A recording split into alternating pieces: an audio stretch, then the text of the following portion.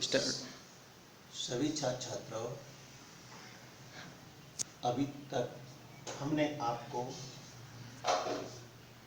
मात्रिक छंद में से सममात्रिक छंद जितने भी भाषा परिभाषित की और उनके उदाहरण भी बताए आपको।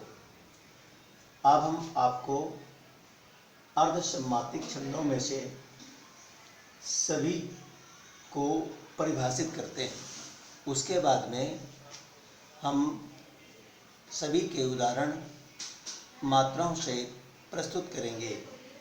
इसमें से सबसे पहले दोहा। दोहा में पहला चरण, पहले और तीसरे चरण में 13 मात्राएं होती हैं और इसमें सभी अर्धसममात्रिक के 4 चरण होते हैं। 4 चरण होते हैं और दोहा में पहला चरण 13 और तीसरा चरण 13 का होता है और दूसरा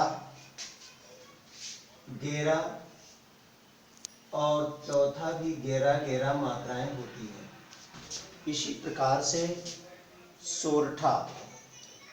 सोरठा में भी पहले और तीसरे में 11 मात्राएं होती हैं और इसमें दूसरे और चौथे में 13 मात्राएं होती हैं। सोरठा दोहा का जस्ट उल्टा हुआ करता है। और उसी प्रकार से बरवय छंद में भी हम पहले और तीसरे चरण में 12 मात्राएं होती हैं। 12 मात्राएं होती हैं और दूसरे और चौथे में 7 मात्राएं होती हैं। इसी प्रकार से प्यारे बच्चों, उल्लाला में भी 15 मात्राएं, उल्लाला में भी 15 मात्राएं पहले और तीसरे चरण में होती और दूसरे और चौथे चरण में से 13 मात्राएं हुआ करती हैं। प्यारे बच्चों, सभी में से सबसे पहले दोहा में 4 चरण होते हैं। ये चरण लिखना है तो आपको चरण भी लिख देते हैं। चरण दोहा में 4 चरण, सोरठा में 4 चरण, बरवय में 4 चरण, उल्लाला में 4 चरण, सब में 4 चरण होते हैं और 4 चरणों में से पहले और तीसरे का योग होता है। पहला चरण और तीसरा चरण समान होता है, इसलिए ये सारे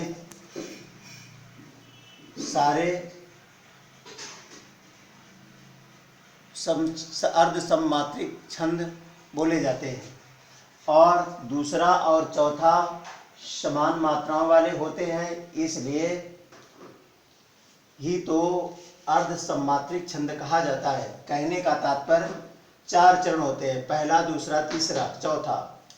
तो पहला और तीसरा समान और दूसरा और चौथा समान मात्राओं के चरण होते हैं, इसलिए हम इसको अर्ध सममात्रिक छंद कहते हैं। सब में 4 चरण हुआ करते हैं।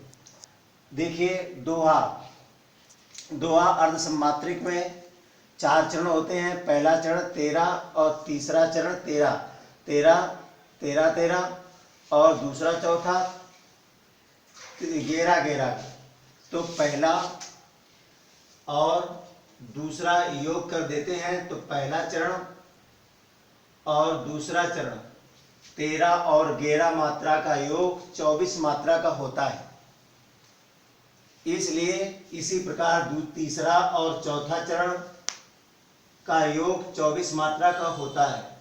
तो एक और दो चरण, एक चरण में 13 और तीसरे चरण में 13 और दूसरे चरण में 11 और चौथे चरण में 11, इसलिए 24 मात्राएं होती हैं। 2 चरणों में 24 मात्राएं, 24 और 24 मात्राएं हुआ करती हैं। इसी प्रकार से सोरठा में, सोरठा ये दोहा का जस्ट उल्टा हुआ करता है। इसमें भी 4 चरण होते हैं। पहला और तीसरे चरण में 11 मात्राएं और दूसरे और चौथे चरण में 13 मात्राएं। तो 11 और पहला चरण और दूसरा चरण को योग किया तो 24 मात्राएं और तीसरे और चौथे चरण को योग किया तो 24 मात्राएं। तो इसमें भी 24 मात्राएं हुआ करती हैं। प्यारे बच्चों, इसी प्रकार से वरवय में 4 चरण होते हैं और पहला और तीसरा चरण 12 मात्राएं और दूसरे और चौथे चरण में 7 मात्राएं होती हैं। इसी प्रकार से चौथा चरण, चौथा नंबर में से उल्लाला में से 4 चरण होते हैं। पहले और तीसरे चरण में 15 मात्राएं और दूसरा चरण और चौथा चरण में 13 मात्राएं होती हैं। इसलिए ये अर्ध सम्मात्रिक छंद कहे जाते हैं। शब्द में 2 चरणों का योग होता है, 2 चरणों का योग होता है, जिसमें से दोहा में 2 चरणों का योग हुआ 24 मात्रा, सोरठा में 2 चरणों का योग हुआ 24 मात्राएं। इसी प्रकार से 12 ये पहले चरण और दूसरे चरण में 7 मात्रा, तो 12 7 तो 19 मात्रा। तो ये पहली लाइन या पहले चरण और दूसरे चरण का योग हुआ तो ये 19 मात्राएं हुई और तीसरे और चौथे चरण का योग हुआ तो 19 मात्राएं हुई। तो दोनों चरणों में समान मात्राएं हुई और इसी प्रकार से उल्लाला में पहला चरण और तीसरा चरण में समान हुई और दूसरा और चौथा चरण में समान। तो ये भी पहले और तीसरे चरण में 15 मात्राएं और दूसरे और चौथे में 13 मात्राएं। तो ये भी अर्ध सम्मात्रिक छंद हुआ। प्यारे बच्चों, अर्ध सम्मात्रिक छंद आपको हो सकता है समझ में आया हो, जिनकी परिभाषा हमने इस तरीके से परिभाषित किया है और इसके बाद में इन सभी के स्पष्ट रूप से हम उदाहरण बताएंगे। और पहले क्रमशः पहले दोहा, दूसरे नंबर पर सोरठा, नंबर तीसरे पर वरवय और चौथे नंबर पर उल्लाला का उदाहरण भी बताएंगे और उस समय हम उसको परिभाषित भी करेंगे। प्यारे बच्चों, हो सकता है कि आपको कहीं मात्राएं लगाने में कठिनाइयां होती हों, तो हम इसलिए आपको आपके सामने ही सारे उदाहरणों में हम मात्राएं भी लगाएंगे और आप उसे सीखेंगे। प्यारे बच्चों, अब हम आपको इसके बाद में इन सभी के उदाहरण सहित प्रस्तुत करेंगे, जिनमें से हम उदाहरण और ये मात्राएं लगाना सिखाएंगे। Thank you. आपको मात्रिक छंदों में से सम्मात्रिक छंद हमने समझाया पहले, उसके बाद में आप नंबर 2 में अर्ध सम्मात्रिक छंद में नंबर 1 दोहा छंद समझाने जा रहे हैं, जिसमें से परिभाषित हमने आपको किया था कि पहला और तीसरा चरण समान मात्राओं वाला होता है और दूसरा और चौथा चरण समान मात्राओं वाला होता है। तो पहला और दूसरा चरण, अगर दोनों चरणों की मात्राओं का योग किया जाता है तो ये 24 मात्राएं होती हैं।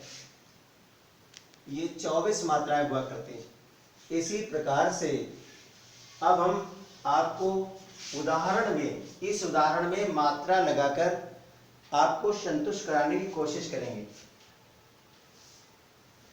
गुरु मेरी भव बाधा हरो, राधा नागर सोय, जात तनिकी झाई परे, श्याम हरित दुति होय। प्यारे बच्चों, एक ही मात्रा गुरु गुरु, लघु लघु, गुरु गुरु, लघु और ये गुरु। अब इनको काउंट करते हैं। 1 2 3 4 5 6 7 8 9 10 11 12 13। ये 13 मात्राएं हुई पहले चरण में।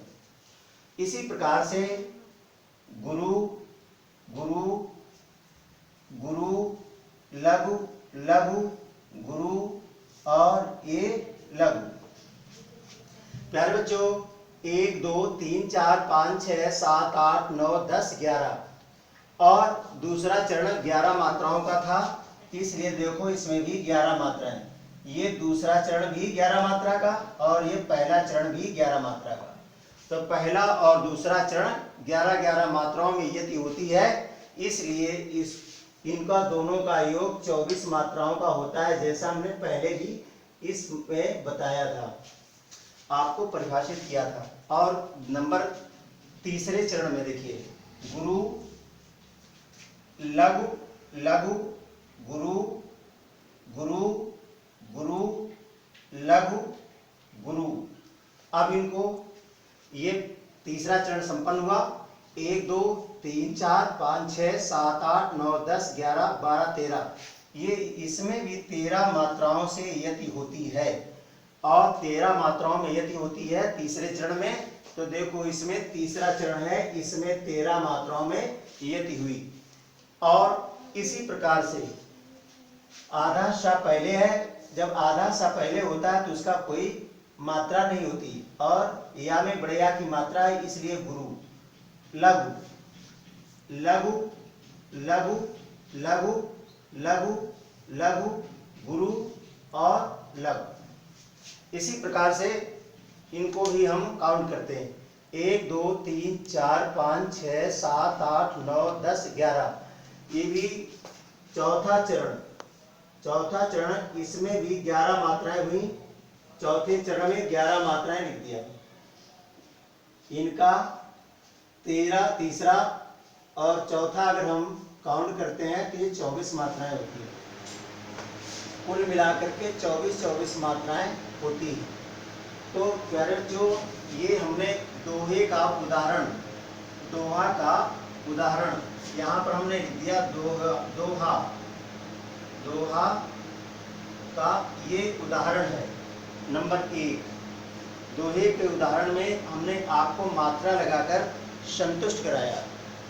अब आगे दूसरा उदाहरण अगर आपको संतुष्ट कराना है तो दूसरा उदाहरण देकर के भी संतुष्ट करा सकते हैं, लेकिन एक ही उदाहरण होगा। अगर आपको कोई चीज़ समझ में ना आई हो तो आप कमेंट माध्यम से हमको बताइए और हम और भी उदाहरण दे करके आपको अच्छी तरीके से, इससे भी अच्छे तरीके से समझा भी सकते हैं।